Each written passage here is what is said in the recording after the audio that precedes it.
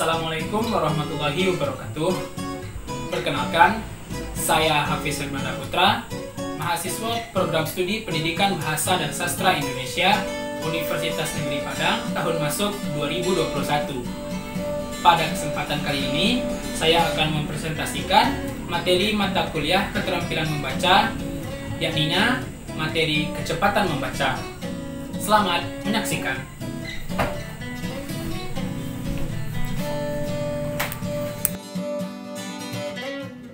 Mata kuliah keterampilan membaca, materi kecepatan membaca oleh Hafiz Hermanda Putra dengan NIM 21016-146. Mari kita mulai presentasi kali ini dengan ucapan selamat datang penonton yang luar biasa. Mari bekerja bersama, belajar keras, saling menghormati, dan mendukung dalam melalui setiap tantangan.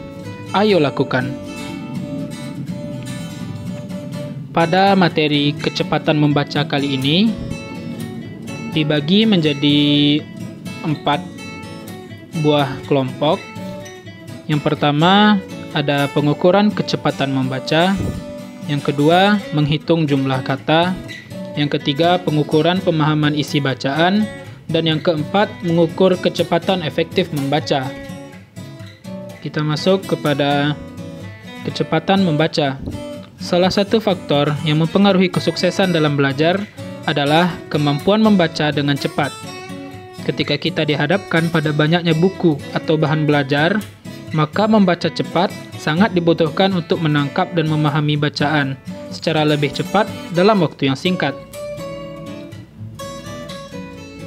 Lalu, bagaimana cara mengukur kecepatan membaca? Kita masuk kepada poin yang pertama. A. Pengukuran kecepatan membaca.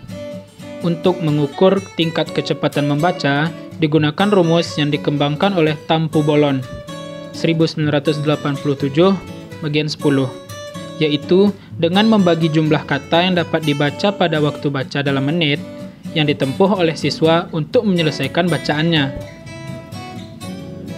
Misalnya, jumlah kata yang dibaca 750 kata. Dengan waktu baca yang ditempuh untuk menyelesaikan bacaan itu adalah 2 menit. Kecepatan membaca adalah 750 dibagi 2 menit, sama dengan 375 kata per menit. Untuk rumusnya bisa kita lihat pada gambar yang telah ditampilkan di slide. Kecepatan membaca sama dengan jumlah kata per waktu yang ditempuh dalam menit. B. Menghitung jumlah kata. Sebagai pedoman untuk menghitung jumlah kata yang terdapat dalam bacaan, digunakan cara yang dikemukakan oleh Tampu Bolon sebagai berikut.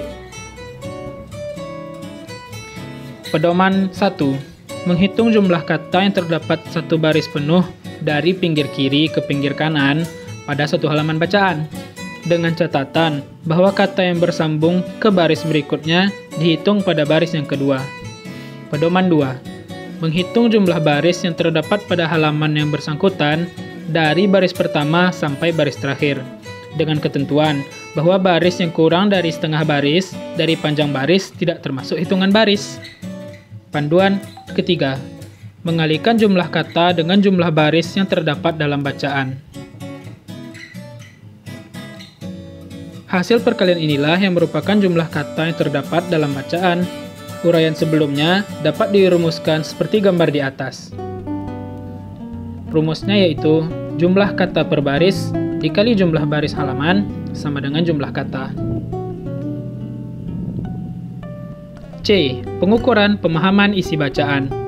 Untuk mengetahui kemampuan pemahaman siswa terhadap isi bacaan secara komprehensif, digunakan rumus persentasi tingkat pemahaman, yaitu jumlah soal tes yang harus dijawab dengan benar dibagi dengan banyaknya soal tes yang harus dijawab.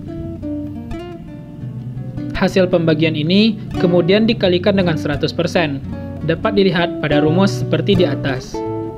Rumusnya, jumlah jawaban benar per jumlah soal kali 100% sama dengan kemampuan pemahaman. D. Mengukur kecepatan efektif membaca.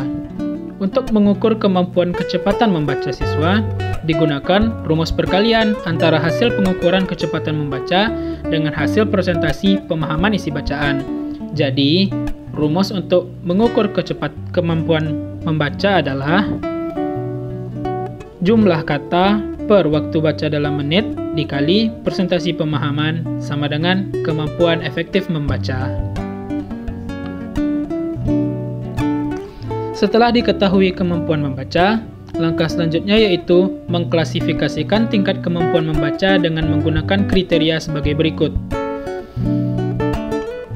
Yang pertama, lebih dari 200 kata per menit. Klasifikasinya untuk siswa kelas akhir sekolah dasar. Yang kedua, 200 sampai 250 kata per menit. Itu untuk siswa SLTP dan orang dewasa yang tidak sekolah. Yang ketiga, 250 sampai 325 kata per menit. Itu diklasifikasikan untuk tingkat SLTA.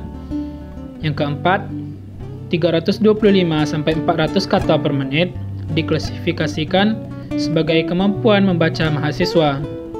Dan yang terakhir, kecepatan membaca 400 ke atas kata per menit itu diklasifikasikan untuk mahasiswa pasca sarjana dan program dokter. Misalnya, jika yang dapat Anda baca per menit adalah 200 kata, dan jawaban yang benar atas pertanyaan-pertanyaan isi bacaan adalah 60%, maka kemampuan membaca Anda adalah 200 dikali 60% sama dengan 120 kata per menit. Jika diterima bahwa lulusan SLTA diharapkan memiliki kecepatan membaca minimal 250 kata. Dengan pemahaman minimum 70%, maka kemampuan membaca minimum lulusan SLTA ialah 250 kali 70% sama dengan 175 kata per menit. Sekian presentasi tentang kemampuan membaca pada kesempatan kali ini. Apabila terdapat kesalahan, saya mohon maaf. Presentasi ini dirancang oleh saya sendiri, Hafiz Hermanda Putra, mahasiswa Program Studi Pendidikan Bahasa dan Sastra Indonesia, Universitas Negeri Padang. Cukup sekian dan terima kasih.